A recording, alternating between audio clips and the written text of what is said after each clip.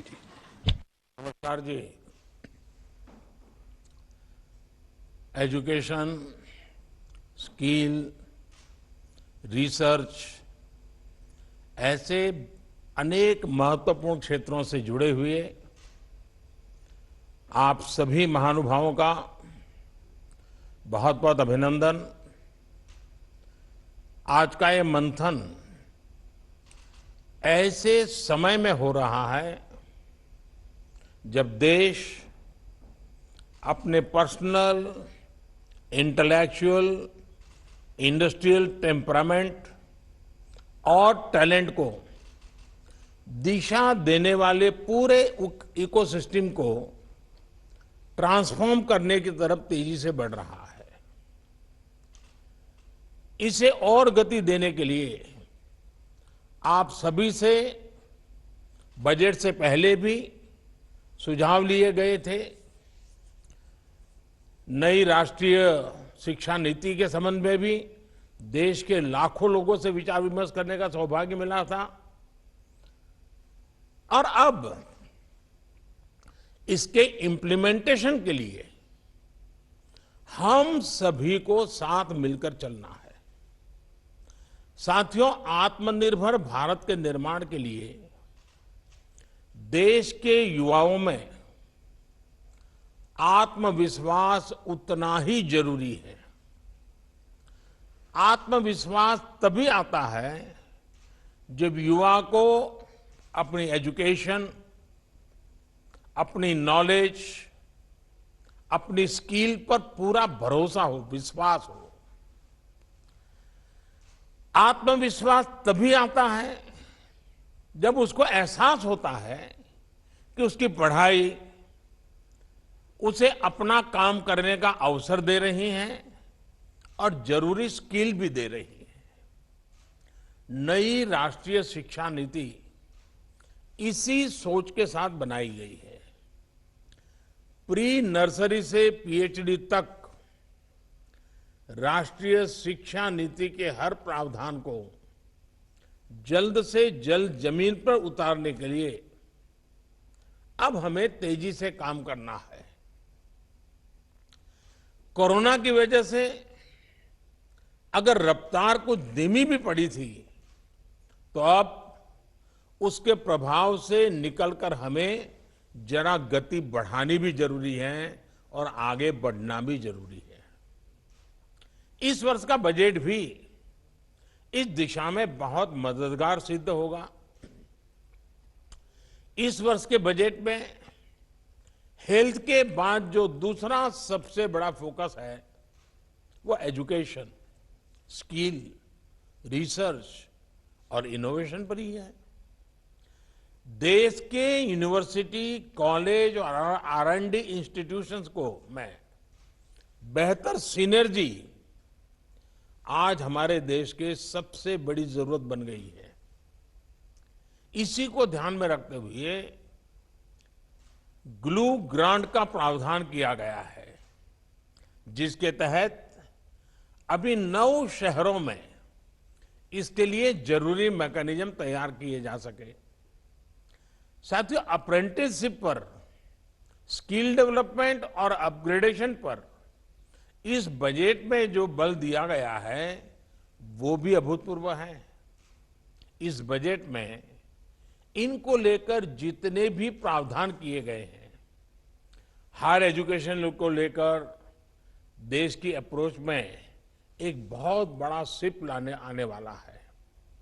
बीते वर्षों में एजुकेशन को एम्प्लॉयबिलिटी और एंटरप्रेन्योर कैपेबिलिटीज उससे जोड़ने का जो प्रयास किया गया है, ये बजट उनको और विस्तार देता है।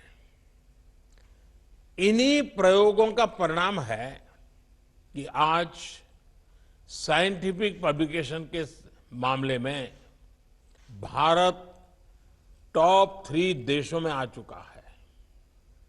पीएचडी करने वालों की संख्या और स्टार्टअप का इकोसिस्टम के मामले में भी हम दुनिया में टॉप 3 में पहुंच चुके हैं। ग्लोबल इनोवेशन इंडेक्स में भारत दुनिया की टॉप 50 इनोवेटिव कंट्रीज में शामिल हो चुका है और निरंतर सुधार कर रहा है।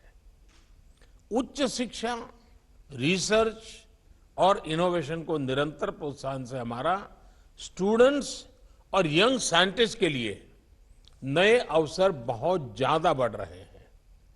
और अच्छी बात ये भी है कि R&D में बेटियों की भागीदारी में एक अच्छी संतोषकारक वृद्धि देखने को मिल रही है। साथियों, पहली बार देश के स्कूलों में अटल टिंकरिंग लैब से लेकर उच्च संस्थानों में अटल इंक्यूबेशन सेंटर्स, इस पर फोकस किया जा रहा है। देश में स्टार्टअप्स के लिए हैकेथॉन्स की नई परंपरा देश में बन चुकी है, जो देश के युवाओं और इंडस्ट्री दोनों के लिए बहुत बड़ी ताकत बन रही है। सिर्फ national initiative for developing and harnessing innovation, इसके माध्यम से ही 3,500 से ज्यादा स्टार्टअप्स नर्चर किए जा चुके हैं। इसी तरह the national super computing mission के तहत परम शिवाय, परम शक्ति और परम ब्रह्मा नाम से 3 super computer IIT BHU, IIT Kharagpur और आईएसआर पुणे में स्थापित किए जा चुके हैं। इस वर्ष देश के 1 दर्जन से ज्यादा संस्थानों में ऐसे सुपर कंप्यूटर स्थापित करने की योजना है। IIT खड़गपुर, IIT दिल्ली और BHU में 3 सोफिस्टिकेटेड एनालिटिकल और टेक्निकल हेल्प इंस्टीट्यूट साथ ही भी सेवा दे रहे हैं। इन सारे कार्यों के बारे में बात करना आज इसलिए जरूरी है क्योंकि ये सरकार के विजन, सरकार के अप्रोच को दिखाता है। 21वीं सदी के भारत में 19वीं सदी की सोच को पीछे छोड़कर ही हमें आगे बढ़ना होगा। साथियों, हमारे यहां कहा गया है, व्यय कृते वर्धते एवं नित्यम विद्याधनम सर्वधन प्रधानम, यानी विद्या ऐसा धन है जो अपने पास तक सीमित रखने से नहीं बल्कि बांटने से बढ़ता है। इसलिए विद्या धन, विद्यादान श्रेष्ठ है। नॉलेज को, रिसर्च को सीमित रखना देश के सामर्थ्य के साथ बहुत बड़ा अन्याय है। इसी सोच के साथ स्पेस हो, एटॉमिक एनर्जी हो, DRDO हो, एग्रीकल्चर हो, ऐसे अनेक सेक्टर्स के दरवाजे अपने प्रतिभाशाली युवाओं के लिए खोले जा रहे हैं। हाल में 2 और बड़े कदम उठाए गए हैं जिससे इनोवेशन, रिसर्च और डेवलपमेंट के पूरे इकोसिस्टम को बहुत लाभ होगा। देश को पहली बार मेट्रोलॉजी से जुड़े अंतर्राष्ट्रीय मानक पर खरा उतरने वाले इंडियन सॉल्यूशंस मिल चुके हैं और ये सिस्टम लगातार मजबूत किया जा रहा है। इससे R&D और हमारे प्रोडक्ट्स की ग्लोबल कॉम्पिटेंसी में बहुत सुधार आएगा। इसके अलावा हाल में जियो स्पेशियल डेटा को लेकर भी बहुत बड़ा रिफॉर्म किया गया है। अब स्पेस डेटा और इससे आधारित स्पेस टेक्नोलॉजी को देश के युवाओं के लिए, देश के युवा एंटरप्रेन्योर्स के लिए, स्टार्टअप्स के लिए खोल दिया गया है। मेरा आप सभी साथियों से आग्रह है कि इन रिफॉर्म्स का ज्यादा से ज्यादा उपयोग करें, ज्यादा से ज्यादा लाभ उठाएं। साथियों, इस वर्ष के बजट में इंस्टीट्यूशनल मेकिंग और एक्सेस पर और जोर दिया गया है। देश में पहली बार नेशनल रिसर्च फाउंडेशन का निर्माण किया जा रहा है। इसके लिए 50,000 करोड़ रुपए का प्रावधान किया गया है। इससे रिसर्च से जुड़े संस्थानों के गवर्नेंस स्ट्रक्चर से लेकर R&D, एकेडेमिया और इंडस्ट्री की लिंकेज को बल मिलेगा। बायोटेक्नोलॉजी से जुड़ी रिसर्च के लिए बजट में 100% से ज्यादा की वृद्धि सरकार की प्राथमिकताओं को दर्शाती है। साथियों, भारत के फार्मा और वैक्सीन से जुड़े रिसर्चर्स ने भारत को सुरक्षा और सम्मान दोनों दिलाया है।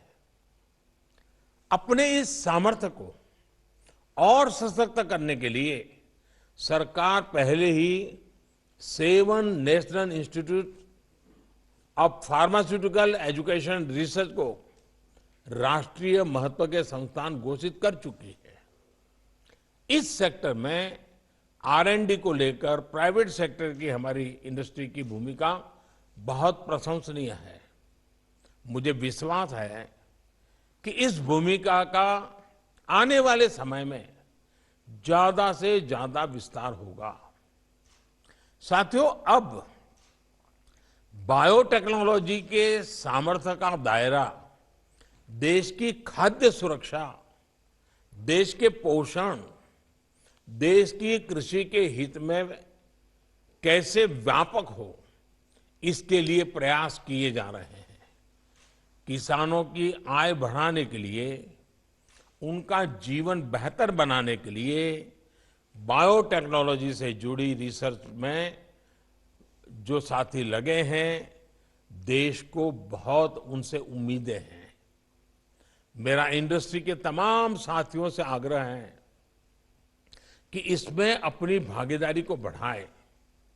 देश में 10 biotech university research, joint industry translation cluster Urjit भी बनाए जा रहे हैं, ताकि इसमें होने वाले इन्वेंशंस और इनोवेशंस का इंडस्ट्री तेजी से उपयोग कर सके।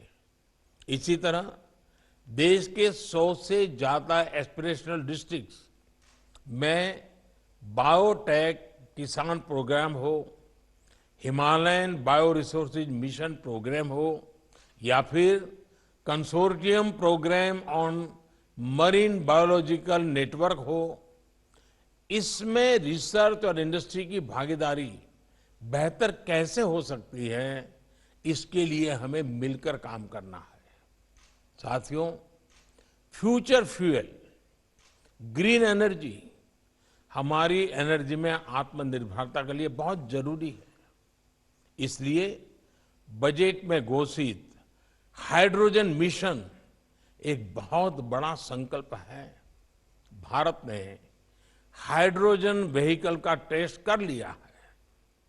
अब हाइड्रोजन को ट्रांसपोर्ट के फ्यूल के रूप में उपयोगिता के और इसके लिए खुद को इंडस्ट्री रेडी बनाने के लिए अब हमें मिलकर आगे बढ़ना होगा।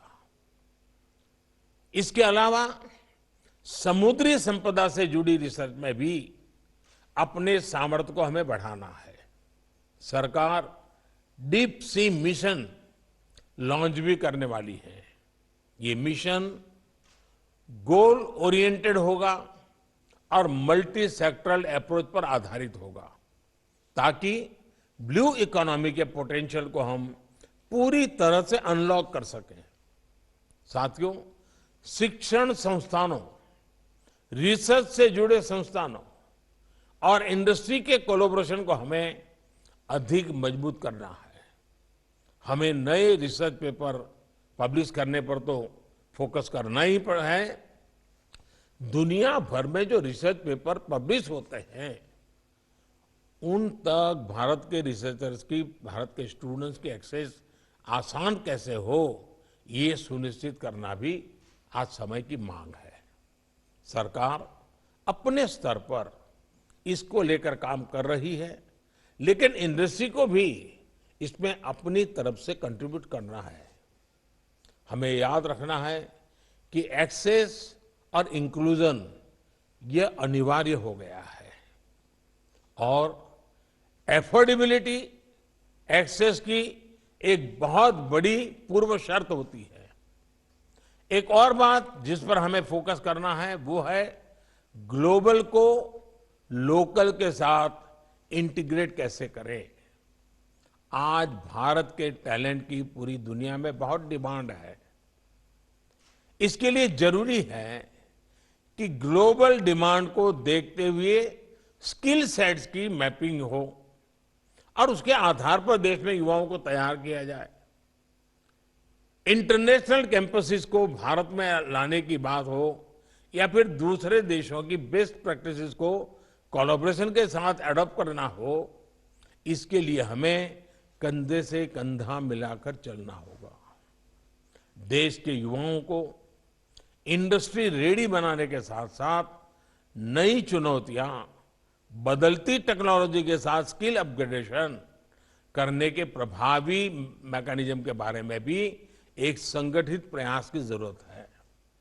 इस बजट में ईज ऑफ डूइंग अप्रेंटिसशिप, इस प्रोग्राम से भी इंडस्ट्री और देश के युवाओं को बहुत लाभ होने वाला है। मुझे विश्वास है कि इसमें भी इंडस्ट्री की भागीदारी में विस्तार होगा। साथियों, स्किल डेवलपमेंट हो या फिर रिसर्च और इनोवेशन, वो कॉम्प्रिहेंशन यानी समझ के बिना संभव नहीं है। इसलिए नई राष्ट्रीय शिक्षा नीति के माध्यम से देश के एजुकेशन सिस्टम में ये सबसे बड़ा सुधार लाया जा रहा है। इस वेबिनार में बैठे तमाम एक्सपर्ट, तमाम शिक्षाविदों से बेहतर ये कौन जानता है कि विषय की समझ में भाषा का एक बहुत बड़ा योगदान होता है। नई नेशनल एजुकेशन पॉलिसी में स्थानीय भाषा के ज्यादा से ज्यादा उपयोग के लिए प्रोत्साहन दिया गया है। अब ये सभी शिक्षाविदों का, हर भाषा के जानकारों का दायित्व है कि देश और दुनिया का बेस्ट कंटेंट भारतीय भाषाओं में कैसे तैयार हो। टेक्नोलॉजी के इस युग में ये पूरी तरह से संभव है। प्राइमरी से लेकर उच्च शिक्षा तक भारतीय भाषाओं में एक बेहतरीन कंटेंट देश के युवाओं को मिले, ये हमें सुनिश्चित करना है। मेडिकल हो, इंजीनियरिंग हो, टेक्नोलॉजी हो, मैनेजमेंट हो, ऐसी हर एक्सपर्टाइज के लिए भारतीय भाषाओं में कंटेंट का निर्माण करना जरूरी है। मैं आपसे जरूर आग्रह करूंगा कि हमारे देश में टैलेंट की कमी नहीं है। गांव हो, गरीब हो, जिसको अपनी भाषा के सिवाय और कुछ नहीं आता है, उसकी टैलेंट कम नहीं होती है। भाषा के कारण हमारे गांव के, हमारे गरीब की टैलेंट को हमने मरने नहीं देना चाहिए। देश की विकास यात्रा से उसको वंचित नहीं रखना चाहिए।